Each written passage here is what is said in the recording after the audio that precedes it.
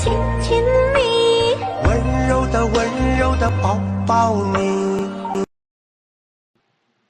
Untuk studi kasus yang kami ambil ini di Laju Kopi di daerah Duku, Sinomukti, dan untuk operasionalnya sendiri itu jamnya jam 9 atau enggak jam 10 sampai jam 11 malam. Jadi tidak 24 jam. Ya, untuk kalangannya ini kalangan mahasiswa, bisa masyarakat sekitar ataupun anak sekolahan lah yang bisa datang ke situ gitu. Oke, sekian dari saya. Terima kasih. Oke, berikutnya ada alur proses bisnis. Di sini ada 2 flowchart. Flowchart pemesanan online. Yang pertama itu intinya proses dimulai saat customer memilih menu di aplikasi Gojek. Jika makanan hanya bisa tambah jumlah yang ingin dibeli, jika minuman bisa tambah jumlah yang ingin dibeli dan juga bisa tambah racikan khusus. Kemudian customer bisa memilih metode pembayaran GoPay atau tunai. Kalau GoPay langsung terkurang dari saldonya otomatis. Kalau tunai bisa bayar ke drivernya nanti setelah pesanannya tiba. Setelah pesanannya dibuat, pihak Laju Kopi memiliki waktu konfirmasi sekitar 1 menit. Pesanan yang diterima ke Laju Kopi masuk ke sistem Moka Pos dan diteruskan ke bagian kitchen untuk dibuat. Saat pesanannya jadi, driver mengambil pesanan. Jika pembayarannya tunai, transaksi uang terjadi antara customer dan driver saat pesanannya tiba customer. Jika non tunai, driver langsung menyerahkan pesanan dan melakukan konfirmasi pesanan selesai. Oke, selanjutnya untuk flowchart alur pemesanan offline, langsung di Laju Kopinya sendiri. Di sini intinya saat customer datang dan memilih menu, terus pemesannya, kasir akan mengecek ketersediaan menunya terlebih dahulu. Jika menunya tersedia, pesanan diinput ke dalam sistem Moka Pos dan dikonfirmasi ulang ke customer agar sesuai. Di sini customer bisa memilih 3 metode pembayaran untuk melakukan pembayaran. Yang pertama itu ada QRIS, terus ada debit, dan juga ada tunai. Setelah customer membayar, customer tidak menunggu di depan kasir, melainkan mereka diberi alat calling system dan juga struk yang pasti. Terus pesanannya dibuat di kitchen, dan ketika pesanan selesai, staffnya akan mengaktifkan calling system yang berbunyi sebagai tanda untuk customer bisa mengambil pesanannya di kasir. Sini ada value chain. Value chain itu adalah kerangka kerja untuk mengidentifikasi seluruh aktivitas bisnis yang menciptakan nilai bagi pelanggan, mulai dari bahan baku hingga produk sampai tangan konsumen. Terdiri dari 2 komponen utama, yaitu aktivitas utama, yaitu proses inti yang langsung menciptakan produk. Terus aktivitas pendukungnya yaitu mendukung operasional utamanya. Kita mulai dari inbound logistiknya. Di sini aktivitas penerimaan dan pengelolaan bahan baku. Artinya bahan datang dari supplier disimpan sesuai kategori. Dan ada pengambilan stok untuk produksi. Di operationnya, yang pertama yaitu proses pengolahan, roasting dan grinding kopi. Itu seperti menyangrai dan menggiling biji kopi menjadi bubuk. Yang kedua, brewing minuman dan memasak makanan. Itu seperti membuat kopi atau minuman lain dan menu makanan. Nah, di outbound logistik ini, yang pertama stok bubuk untuk produksi minuman, bubuk kopi hasil roasting untuk operasional harian. Yang kedua, penyajian packaging untuk takeaway atau delivery. Kalau di tempat langsung ini disajikan langsung ke meja pelanggan. Kalau takeaway atau delivery dikemas untuk dibawa pulang atau diantar. Nah, di marketing and sales ini ada terdapat loyalty program, yaitu program keanggotaan dengan benefit khusus. Yang kedua, promosi dan penjualan. Itu seperti diskon, paket bundling atau menu spesial. Nah, yang ketiga di sini ada kolaborasi atau event lokal. Itu seperti kerjasama dengan komunitas atau brand lain. Dan juga terdapat pop-up market. Itu berarti berjualan di event atau lokasi tertentu untuk ekspansi jangkauan. Nah, pada bagian servis yang pertama ada layanan pelanggan dan penanganan masalah. Itu seperti respon cepat terhadap keluhan. Dan yang kedua, monitoring feedback. Itu mengumpulkan dan menganalisis masukan pelanggan. Dan juga ada personalisasi pelayanan. Itu menyesuaikan pelayanan dengan preferensi pelanggan. Nah, kita masuk pada aktivitas pendukungnya. Yang pertama yaitu infrastruktur perusahaan. Di sini ada legalitas usaha dan pengelolaan keuangan, terus ada manajemen kualitas, dan juga administrasi umum. Itu sebagai pencatatan dan dokumentasi bisnis. Yang kedua ada sumber daya manusia. Ini ada rekrutmen dan orientasi. Itu proses mencari dan mengenalkan karyawan baru. Terus terdapat pelatihan dan pengembangan. Ini meningkatkan skill barista dan yang bekerja di dapur, bahkan staff. Terus ada evaluasi kinerja karyawan. Ini penilaian berkala untuk improvementnya. Nah, di sini ada pengembangan teknologinya. Di sini ada integrasi sistem penggunaan aplikasi seperti Moka atau POS. Ini sistem pembayaran dan pencatatan penjualan. Terus ada pemeliharaan IT. Itu maintenance, perangkat, dan software. Digitalisasi proses. Ini efisiensi operasional dengan teknologi. Terus terdapat calling system. Ini sistem panggil untuk order pelanggan. Nah, yang keempat ada pengadaan. Ini ada manajemen stok atau ketersediaan bahan baku. Ini memastikan bahan baku selalu tersedia. Terus ada hubungan supplier. Ini kerjasama jangka panjang dengan pemasok yang berkualitas. Baik, kita lanjut pada tabel hubungan stakeholder. Stakeholder terbagi menjadi dua kategori. Ada stakeholder internal, yaitu pihak yang bekerja di dalam kopi laju Salatiga. Dan juga ada stakeholder eksternal, itu pihak dari luar yang berinteraksi dengan bisnis. Stakeholder internal pada aktivitas utamanya adalah tim yang menjalankan operasional harian bisnis. Di sini ada petugas gudang atau stok, ini yang mengelola penerimaan dan penyimpanan bahan baku. Terus ada bagian procurement, barista, roaster, itu mengadakan bahan dan mengolah kopi. Nah, terus ada cook, manajer operasional, staf pengemas. Ini yang memasak makanan dan mengemas produk. Terus ada kurir internal dan tim pemasar. Ini mengirim pesanan dan mempromosikan produk. Terus manajer HRD, kasir, itu mengelola SDM dan transaksi penjualan. Terus ada staf layanan pelanggan, social media manager, itu melayani customer dan mengelola media sosial. Stakeholder eksternal pada aktivitas utamanya adalah pihak luar yang mendukung operasional. Di sini ada supplier atau pemasok bahan baku. Ini menyediakan kopi, susu, dan bahan makanan. Terus ada distributor, ini membantu penyaluran produk ke berbagai channel. Terus ada pelanggan atau konsumen. Ini target utama yang membeli dan mengonsumsi produk. Terus ada mitra layanan seperti GoFood, GrabFood, dan lain-lain. Itu adalah platform delivery online. Dan juga komunitas lokal, event organizer. Itu adalah partner untuk kolaborasi event. Terus ada media dan influencer, ini membantu promosi dan review produk.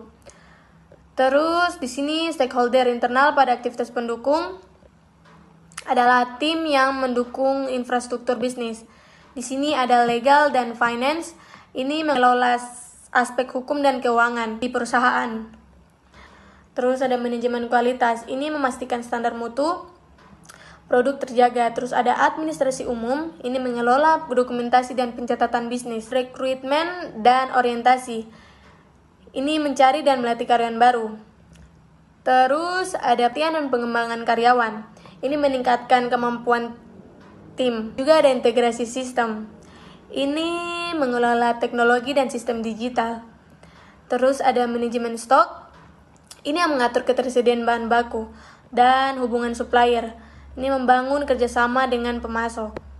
Terus di sini stakeholder eksternal pada aktivitas pendukung. Ini adalah pihak luar yang mendukung infrastruktur. Di sini ada kepala atau owner, ini pemilik bisnis yang menentukan arah strategis. Dan juga ada bagian legal dan finance eksternal. Ini konsultan hukum dan keuangan. Administrasi umum eksternal, ini adalah pihak ketiga yang membantu administrasi. Terus ada tim HRD eksternal. Ini konsultan rekrutmen dan pelatihan. Terus ada tim IT internal atau konsultan, itu developer dan teknisi sistem. Dan juga ada vendor atau developer aplikasi kasir seperti Moka atau POS. Ini penyedia software kasir. Ada bank atau lembaga auditor. Ini sebagai partner keuangan dan audit. Dan juga penyedia peralatan kopi. Ini supplier mesin, binder, dan alat. Terus ada calon karyawan, itu adalah pool SDM potensial. Ada lembaga pelatihan karyawan, ini partner training dan sertifikasi. Terus ada dinas tenaga kerja, ini sebagai regulator ketenaga kerjaan. IRD Laju Kopi sendiri merepresentasikan hubungan antar entitas yang ada dalam sistem manajemennya, yang mencakup customer, karyawan, pesanan, menu, bahan baku, pemasok, dan tabel-tabel detail yang menghubungkannya. Entitas karyawan memiliki atribut seperti ID karyawan, nama karyawan, role, dan hire date, yang bertugas mencatat informasi pegawai. Entitas customer menyimpan data pelanggan dengan atribut seperti ID customer, nama customer, email customer, dan nomor telepon customer. Entitas menu menyimpan data produk yang dijual, termasuk ID menu, nama menu, harga, kategori, dan deskripsi. Entitas bahan baku menyimpan data persediaan bahan mentah dengan atribut seperti ID bahan baku, nama bahan baku, satuan, harga satuan, kuantitas stok, dan stok minimum. Entitas pemasok menyimpan data vendor seperti ID pemasok, nama pemasok, email pemasok, nomor telepon pemasok, alamat pemasok. Entitas pesanan mencatat transaksi dengan atribut order ID, tanggal pesanan, total harga, dan status pesanan. Dan entitas pesanan memiliki relasi one-to-many dengan karyawan dan customer, di mana satu karyawan dapat mencatat banyak pesanan dan satu customer dapat membuat banyak pesanan. Relasi dalam IRD ini dimediasi oleh tabel detail untuk mengatasi hubungan many-to-many. Detail pesanan menghubungkan pesanan dan menu, menyelesaikan relasi many-to-many menjadi dua relasi one-to-many. Relasi one-to-many juga berlaku pada pesanan ke detail pesanan dan dari menu ke detail menu. Tabel ini mencatat rincian transaksi seperti kuantitas dan subtotal. Selanjutnya, detail menu menyelesaikan relasi many-to-many antar menu dan bahan baku berfungsi sebagai master resep yang mencatat kuantitas bahan. Relasi one-to-many juga berlaku dari menu ke detail menu dan dari bahan baku ke detail menu. Terakhir, detail pemasok bahan baku menyelesaikan relasi many-to-many antara pemasok dan bahan baku, mencatat riwayat pengadaan termasuk tanggal bahan baku masuk. Struktur relasi ini memastikan bahwa setiap data terhubung secara menyeluruh melalui relasi one-to-many dan many-to-many yang dimediasi dengan efektif. Oke, berikutnya di sini ada hardware. Untuk perangkat di Laju Kopi ini, yang pertama ada wireless calling system. Divisi pengguna pemakainya ada karyawan. Jumlahnya ada 16 perangkat. Untuk yang kedua ada HP. Ini divisi penggunanya karyawan dan manajer. Jumlahnya ada 9. Untuk yang ketiga ada tablet Mocha Prime. Maksudnya divisi penggunanya lah karyawan. Dan jumlahnya ada 1. Untuk berikutnya lagi ada laptop. Ini divisi penggunanya manajer dan jumlahnya ada 1. Untuk printer thermal ini maksudnya divisi penggunanya karyawan, jumlahnya 1. Untuk berikutnya lagi ada mesin edisi, itu divisi penggunanya karyawan dan jumlahnya 1. Berikutnya lagi ada software, di mana ada dua aplikasi atau sistem ya. Yang pertama ini ada Mocha.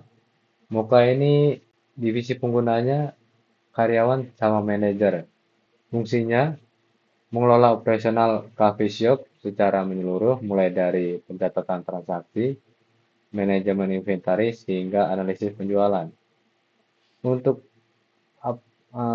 perangkat hardware-nya ini, dia memakai tablet Mocha Prime.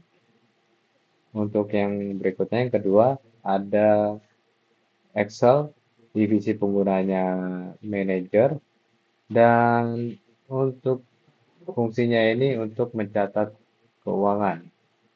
Untuk berikutnya lagi, hardware-nya ini dia memakai laptop. Oke, saya akan mempresentasikan arsitektur teknologi laju kopi Salatiga. Yang pertama ada internet, sumber koneksi global. Selanjutnya ada modem, itu layanan internet agar dapat dibaca oleh jaringan kita. Selanjutnya ada firewall, itu berfungsi untuk memastikan jaringan kita aman dari ancaman luar. Selanjutnya ada server gateway, ini titik transit dan manajemen data utama sebelum didistribusikan ke seluruh perangkat toko. Selanjutnya ada router wireless, ini berfungsi untuk membagikan atau mendistribusikan koneksi wifi ke seluruh area operasional. Selanjutnya ada tablet kasir. Tablet kasir ini berfungsi untuk transaksi penjualan, memproses pesanan, dan pembayaran dengan cepat.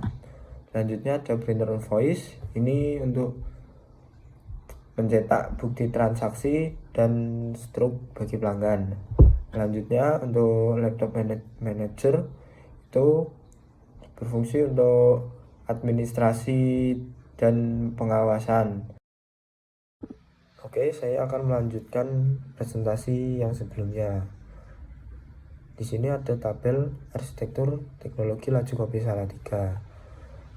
Yang pertama ada 1 unit laptop, 9 unit HP, dan 1 unit tablet Mocha Prime.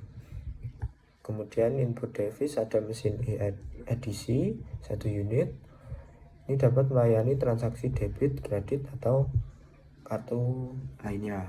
Untuk output device ada printer thermal untuk mencetak struk dan wireless scaling system untuk mengelola antrean atau memanggil pelanggan. Untuk network 1 unit LAN untuk koneksi yang stabil dan 1 unit WiFi access point untuk memberikan koneksi nirkabel yang baik. Kemudian untuk software basis data Mocha, di sini dalam punggung operasi menangani semua transaksi inventaris dan laporan penjualan. Kemudian spreadsheet ada menggunakan Excel, ini digunakan untuk administrasi data dan mengelola data laju kopi. Untuk analisa GAP, yang pertama ada unit gudang dan bahan baku, yang dimana komponennya ada pencatatan stok dan data supplier. Untuk pencatatan stok ini, untuk saat ini barang masih dibilang dilakukan secara manual ya, mencatat harian atau bulanan. Lalu untuk kondisi yang diharapkan nanti, ya semoga ada fitur stok di mana aplikasi Mocha ini biar stoknya itu otomatis berkurang pas ada yang beli gitu.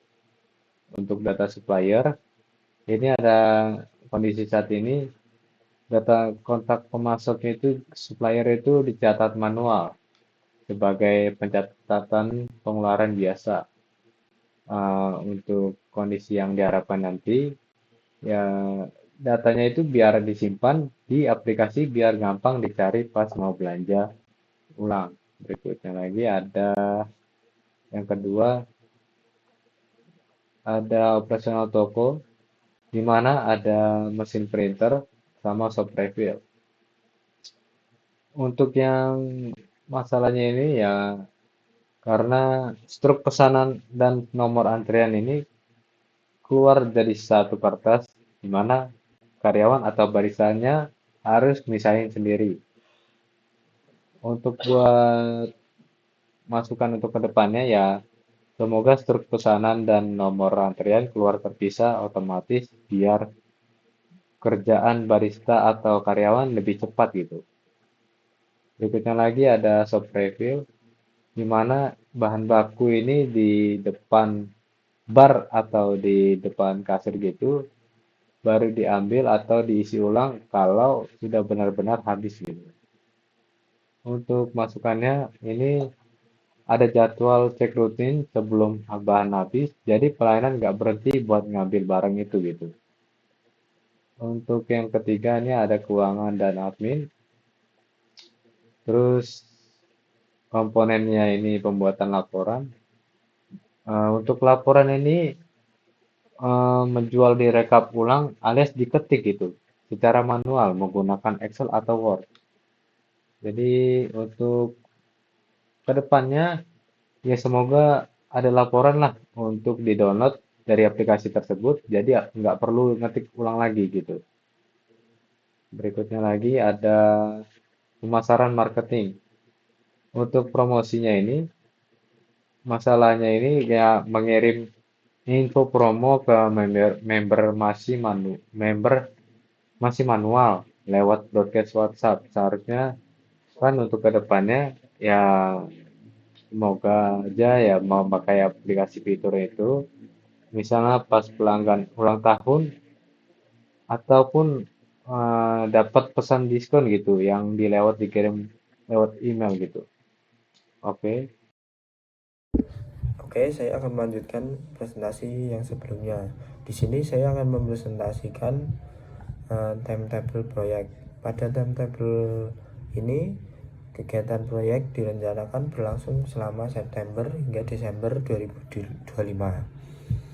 Yang pertama itu ada wawancara. Kita wawancara pada akhir September 2025. Kemudian pengerjaan flowchart itu awal Oktober. Kemudian untuk pengerjaan PVC kita ada pada pertengahan Oktober 2025.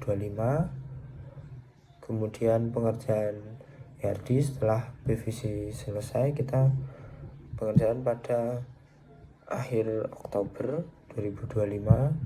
Kemudian pengerjaan arsitektur SI, aplikasi dan data, kita masuk ke awal November 2025. Kemudian pengerjaan arsitektur teknologi pada akhir November.